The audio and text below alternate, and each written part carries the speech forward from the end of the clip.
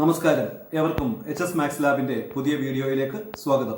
ഞാൻ Vinod, Muvattupuzha Sivankunnu government higher secondary സ്കൂളിലെ ഗണിതാധ്യാപകനാണ്. ഇന്ന് 10ാം ക്ലാസ്സിലെ സർക്കിൾസ് വൃത്തങ്ങൾ എന്ന പാഠഭാഗവുമായി ബന്ധപ്പെട്ട ചില പ്രാക്ടിക്കൽ വർക്കുകളാണ് നിങ്ങളുടെ മുമ്പിൽ അവതരിപ്പിക്കുന്നത്. നമുക്ക് പ്രാക്ടിക്കൽ വർക്കിലേക്ക് കടക്കാം.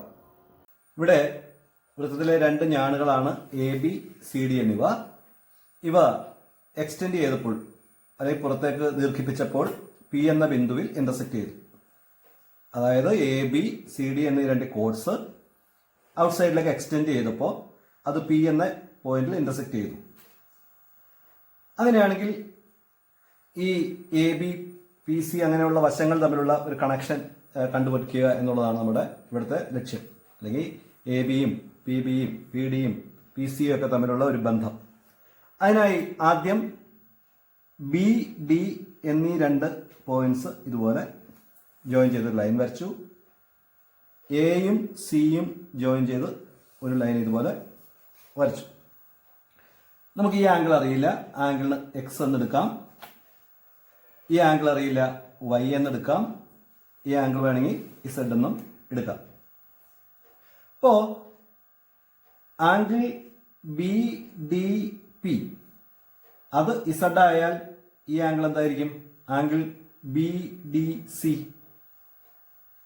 ലീനിയർ പെയർ ആണ്, അല്ലെങ്കിൽ രേഖീയ ജോഡികളാണ്. അതുകൊണ്ട് ഇത് ഇസഡ് ആണെങ്കിൽ ഇത് 180 മൈനസ് ഇസഡ് ആയിരിക്കും.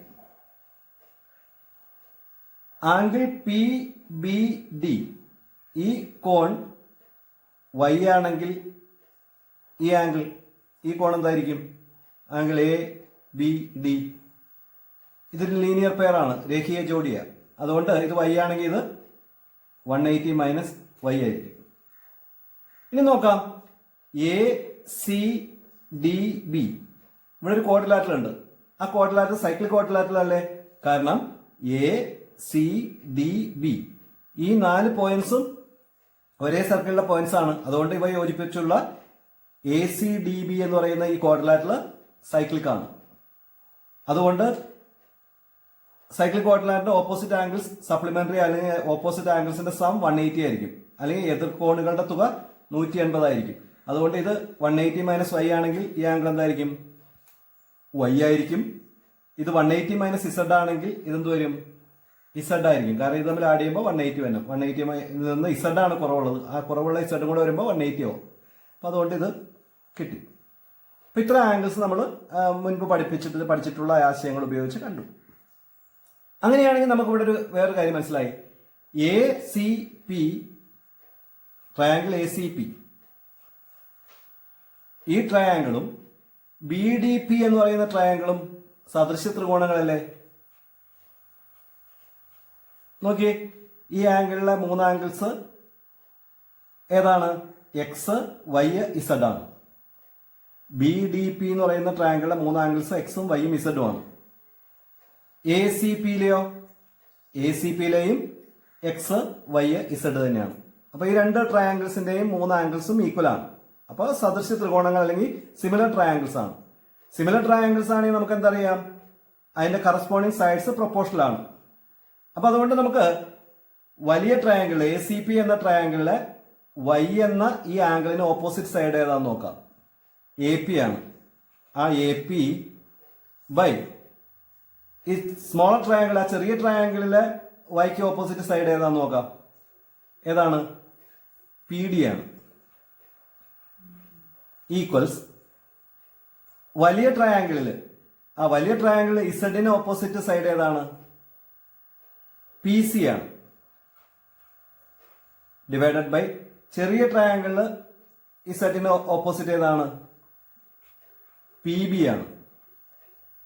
ഇതൊന്ന് ക്രോസ് മൾട്ടിപ്ലൈ ചെയ്ത് നോക്കി. ക്രോസ് മൾട്ടിപ്ലൈ ചെയ്ത് കഴിയുമ്പോൾ എന്ത് വരും? A P into P B equals P C into P D. നമ്മൾ കഴിഞ്ഞ ദിവസം കണ്ട അതേ ഐഡിയ കിട്ടും. അതായത് ഒരു സർക്കിളിലെ 2 കോഡ്സ്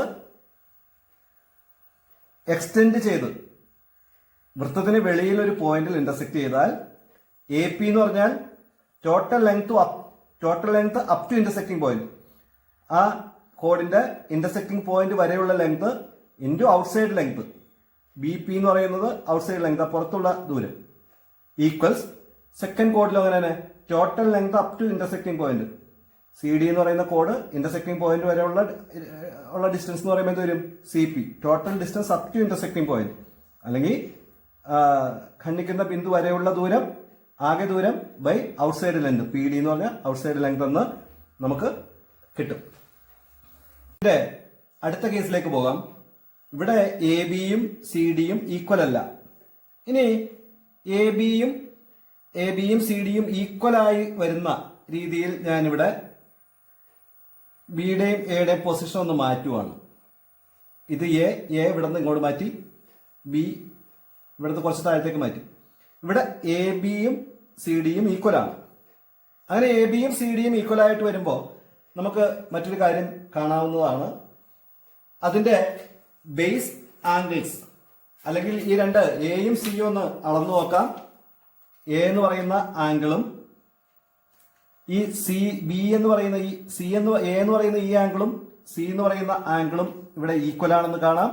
അതായത് ഈ ആംഗിളും ഇവിടെ വരുന്ന ഈ ആംഗിളും ഈക്വൽ ആണ്. അതായത് ഇത് എക്സ് വന്നാൽ ഇത് എക്സ് വരും. അങ്ങനെയാണെങ്കിൽ ഈ ആംഗിൾ എന്ത് വരും? ഇവിടെ A B D C cyclic ആണ്. അപ്പൊ അതുകൊണ്ട് ഇത് എക്സ് വന്നാൽ ഇത് 180 മൈനസ് എക്സ് വരും. അതുപോലെ ഈ ആംഗിളും 180 മൈനസ് എക്സ് വരും. അതായത് ഈ quadrilateral A B D C ഒരു സൈക്ലിക് ക്വാഡ്രിലാറ്ററൽ ആണെന്നും അതോടൊപ്പം തന്നെ എ ബി ഡി സി ഒരു ഐസോസെലസ് ട്രപ്പീസിയം ആണെന്നും നമുക്ക് കാണാനായിട്ട് സാധിക്കും. നമുക്ക് എക്സാമുകൾക്ക് ചോദിക്കുന്ന ഒരു ക്വസ്റ്റിലേക്ക് പോകാം. 6 സെന്റിമീറ്റർ 4 സെന്റിമീറ്റർ വശങ്ങളുള്ള ഒരു ചതുരം വരയ്ക്കുക. ഇതിന് തുല്യ പരപ്പളവുള്ള ഒരു വശം 7 സെന്റിമീറ്റർ ഉള്ള മറ്റൊരു ചതുരം വരയ്ക്കുക. Draw A rectangle of sides 6 centimetre and 4 centimetre. Then draw another triangle of same area with one side 7 centimetres. നമുക്ക് ആദ്യമായിട്ട് 6 സെന്റിമീറ്റർ 4 സെന്റിമീറ്റർ വശമുള്ള ഒരു ചതുരം വരയ്ക്കാം. നിങ്ങൾക്കറിയാം. അതിനുശേഷം അതിന്റെ പുതിയ ചതുരത്തിന് നമുക്ക് എത്ര സെന്റിമീറ്റർ വേണ്ടേ? 7 സെന്റിമീറ്റർ ആണ് വേണ്ടത്. അപ്പൊ ഇവിടെ 6 സെന്റിമീറ്റർ ഉള്ള ചതുരാണുള്ളത്. അപ്പൊ അതിന്റെ ബേസ് 1 സെന്റിമീറ്റർ കൂടി എക്സ്റ്റെൻഡ് ചെയ്യുക. അപ്പൊ 1 സെന്റിമീറ്റർ കൂടെ കൂട്ടി വലതുവശത്തേക്ക്. അപ്പൊ 6 1 7 സെന്റിമീറ്റർ ആയി. ബേസ് 7 സെന്റിമീറ്റർ ആയി. ഇനി അടുത്ത സ്റ്റെപ്പ് എന്ന് പറയുന്നത് ഇതിന്റെ ബേസ് ലെഫ്റ്റ് സൈഡിലേക്ക് ഇതുപോലെ എക്സ്റ്റെൻഡ് ചെയ്യുക. എന്നിട്ട് ഈ ഗിവൺ റെക്ടാംഗിളിന്റെ ബ്രെഡ്ത്ത് എത്രയാണ്? നമുക്ക് ഗിവൺ റെക്ടാംഗിളിന്റെ ബ്രെഡ്ത്ത് 4 സെന്റിമീറ്റർ ആണ്. ആ 4 സെന്റിമീറ്റർ ഇവിടെ ഇതുപോലെ മാർക്ക് ചെയ്യുക. അപ്പൊ 2 സ്റ്റെപ്പ് ചെയ്ത്, ഒന്ന് പുതിയ റെക്ടാംഗിൾ നമുക്ക് വേണ്ട ലെങ്ത് 7 സെന്റിമീറ്റർ ആണ്, അത് മാർക്ക് ചെയ്തു. അടുത്തത് ഗിവൺ റെക്ടാംഗിളിന്റെ ബ്രെഡ്ത്ത് ലെഫ്റ്റ് സൈഡിലേക്ക് ഇതുപോലെ ബേസ് എക്സ്റ്റെൻഡ് ചെയ്തിട്ട് മാർക്ക് ചെയ്തു. അടുത്തതിന് ശേഷം ഈ റെക്ടാംഗിളിന്റെ ബ്രെഡ്ത്ത് 4 സെന്റിമീറ്റർ എന്നുള്ള ആ സൈഡിനെ നേരെ താഴേക്ക് ഇതുപോലെ എക്സ്റ്റെൻഡ് ചെയ്തു. എന്നിട്ട് നമുക്ക് പുതിയ റെക്ടാംഗിളിന് വേണ്ട ലെങ്ത് എത്രയാണ്? 7 സെന്റിമീറ്റർ ആണ്. ആ 7 സെന്റിമീറ്റർ ലെങ്ത് കോമ്പസിൽ ഇതുപോലെ എടുക്കുക. എന്നിട്ട് അതിവിടെ ഇതുപോലെ മാർക്ക് ചെയ്യുക. അതിനുശേഷം പഴയ റെക്ടാംഗിളിന്റെ ബ്രെഡ്ത്ത് മാർക്ക് ചെയ്തിരിക്കുന്ന ഈ പോയിന്റും പുതിയ റെക്ടാംഗിളിന് വേണ്ട ലെങ്ത് മാർക്ക് ചെയ്തിരിക്കുന്ന ഈ 7 സെന്റിമീറ്റർ മാർക്ക് ചെയ്തിരിക്കുന്ന ഈ പോയിന്റും പഴയ റെക്ടാംഗിളിന്റെ ലെങ്ത് 6 സെന്റിമീറ്റർ, ആ 3 പോയിന്റ്സ് ജോയിൻ ചെയ്ത് ഇതുപോലെ ഒരു ട്രയാംഗിൾ വരയ്ക്കുക. ഈ 2 പോയിന്റ്സ് ജോയിൻ ചെയ്തു. ഇനി ഈ പോയിന്റിൽ നിന്ന് പഴയ റെക്ടാംഗിളിന്റെ ലെങ്ത് മാർക്ക് ചെയ്തിട്ട് അപ്പൊ നമുക്കൊരു ട്രയാംഗിൾ ഇതുപോലെ കിട്ടും. അതിനുശേഷം ഈ ട്രയാംഗിളിന്റെ ഈ ത്രികോണത്തിന്റെ പരിവൃത്തം അല്ലെങ്കിൽ സർക്കം സർക്കിൾ വരയ്ക്കുക എന്നുള്ളതാണ്. അതിനുവേണ്ടി കോമ്പസില് ആദ്യം ഈ സൈഡിന്റെ ഹാഫിൽ കൂടുതൽ എടുത്തിട്ട് ലെഫ്റ്റ് സൈഡിലേക്ക് റൈറ്റ് സൈഡിലേക്ക് ഇതുപോലെ ഒരു ആർക്ക് ഇതുപോലെ വരയ്ക്കുക. അതിനുശേഷം മറ്റേ പോയിന്റ് കുത്തിയിട്ട് ഇവിടെ കുത്തി ഇതുപോലെ ആർക്ക് വരയ്ക്കുക. അത് ജോയിൻ ചെയ്തൊരു ലൈൻ ഇതുപോലെ വരയ്ക്കുക. അതിനുശേഷം രണ്ടാമത്തെ സൈഡിന്റെ എന്ത് ചെയ്യുന്നു, ഇതുപോലെ തന്നെ ഹാഫിൽ കൂടുതൽ എടുത്തിട്ട് ഇങ്ങോട്ടും ഒരു ആർക്ക് വരയ്ക്കുന്നു. അടുത്ത വെർട്ടെക്സിൽ കുത്തിയിട്ട് ഇതുപോലെ വീണ്ടും ഒരു ആർക്ക് വരയ്ക്കുന്നു. ആ ആർക്കുകൾ ഇന്റർസെക്ട് ചെയ്ത പോയിന്റ്സ് അല്ലെങ്കിൽ ആ ചാപങ്ങൾ കൂട്ടിമുട്ടിയ ബിന്ദുക്കൾ തമ്മിൽ യോജിപ്പിച്ച് ഇതുപോലെ അടുത്ത ഒരു വര നിർമ്മിക്കുന്നു. അപ്പൊ ഈ രണ്ട് വരകളും ഈ പോയിന്റിൽ ഇന്റർസെക്ട് ചെയ്തതായിട്ട് കാണും. അതാണ് സർക്കം സെൻട്രൽ അല്ലെങ്കിൽ പരിവൃത്ത കേന്ദ്രം. അവിടെ നിന്ന് 3 പോയിന്റിലേക്കും ഇതുപോലെ എടുത്തു നോക്കുക. അപ്പൊ 3 പോയിന്റിലും കൂടെ നമുക്ക് ഇതുപോലെ മാർക്ക് ചെയ്തിട്ട് അളവെല്ലാം കൃത്യമാണോ എന്ന് ഇതുപോലെ ഒന്ന് പരിശോധിച്ചതിന് ശേഷം എന്ത് ചെയ്യുക, 3 പോയിന്റുകളെ കടന്നു പോകുന്നുണ്ടെന്നുണ്ട് ഉറപ്പ് വന്നു കഴിഞ്ഞാൽ ഇതുപോലെ നമുക്കൊരു സർക്കിൾ ഇതുപോലെ വരയ്ക്കാം. അപ്പൊ ആ സർക്കിള് ഈ 3 പോയിന്റിലൂടെയും പാസ് ചെയ്യുന്നതായിട്ട് നമുക്ക് കാണാം. അപ്പൊ ആ സർക്കിൾ എന്ത് ചെയ്തിട്ടുണ്ട്, ആ സർക്കിള് ഇവിടെ ആദ്യത്തെ റെക്റ്റാങ്കിളിനെ എന്ത് ചെയ്തിട്ടുണ്ട്, ആദ്യത്തെ റെക്റ്റാങ്കിളിനെ ഇവിടെ ഈ പോയിന്റിൽ ഇന്റർസെക്ട് ചെയ്തു. അപ്പോൾ എന്ത് ചെയ്യണം, നമുക്ക് ഇതുപോലെ സെറ്റ് സ്ക്വയർ എടുത്ത് ആ ഗിവൺ റെക്റ്റാങ്കിളിന്റെ ബേസിൽ വെക്കുക. ഒരു സ്കെയിൽ ഇതുപോലെ ചേർത്ത് വെക്കുക. മുകളിലേക്ക് മാറ്റിയതിന് ശേഷം ആ ബേസിന് പാരലലായിട്ടൊരു ലൈൻ ഇതുപോലെ ഈ പോയിന്റിലൂടെ വരയ്ക്കുക.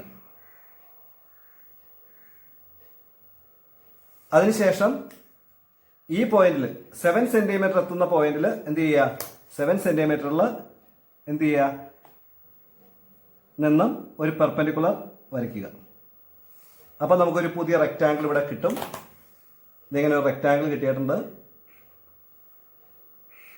ആ റെക്റ്റാങ്കിളിന്റെ ഏരിയ എന്തായിരിക്കും, ആദ്യ റെക്റ്റാങ്കിളിന്റെ ഏരിയക്ക് ഈക്വൽ ആയിരിക്കും. കൂടാതെ ഒരു സൈഡ് 7 സെന്റിമീറ്ററും ആയിരിക്കും.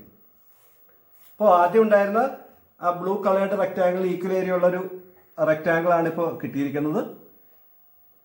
അതിന്റെ ഏരിയ ആദ്യത്തേന് ഈക്വൽ ആയിരിക്കും. എന്തുകൊണ്ടായിരിക്കും ഈക്വൽ ആവാനുള്ള കാരണം, നമുക്കറിയാം എ പി എന്ന് പറഞ്ഞാൽ ഈ ഡിസ്റ്റൻസ്, രണ്ട് കോഡ്സ് ഇന്റർസെക്ട് ചെയ്ത A P into P B, ഈ ഡിസ്റ്റൻസ് ഇൻറ്റു ഈ ഡിസ്റ്റൻസ് തന്നെയായിരിക്കും ഈ ഡിസ്റ്റൻസ് ഇൻറ്റു ഈ ഡിസ്റ്റൻസ്.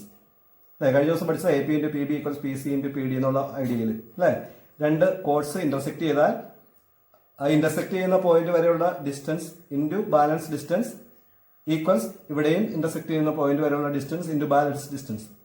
അപ്പൊ നോക്കിയേ, ഈ ഡിസ്റ്റൻസ് ഇൻറ്റു ഈ ഡിസ്റ്റൻസ് എന്ന് പറഞ്ഞാൽ എന്താ, ആദ്യം ഉണ്ടായിരുന്ന ബ്ലൂ കളേർഡ് റെക്ടാങ്കിളിന്റെ ഏരിയ ആണ്. ഈ ഡിസ്റ്റൻസ് ഇൻറ്റു ഈ ഡിസ്റ്റൻസ് എന്ന് പറഞ്ഞാലോ, അത് ഇപ്പൊ കിട്ടിയ ഗ്രീൻ കളേർഡ് റെക്ടാങ്കിളിന്റെ ഏരിയ ആണ്. അപ്പൊ അത് രണ്ടും ഈക്വൽ ആയിരിക്കുമെന്ന് നമുക്ക് കാണാം. കൂടുതൽ പ്രാക്ടിക്കൽ വർക്കുകളുമായി നമുക്ക് അടുത്ത ക്ലാസ്സിൽ കാണാം. നിങ്ങൾക്ക് ക്ലാസ് ഇഷ്ടപ്പെട്ടുവെങ്കിൽ ചാനൽ സബ്സ്ക്രൈബ് ചെയ്യുക, ഷെയർ ചെയ്യുക. നന്ദി, നമസ്കാരം.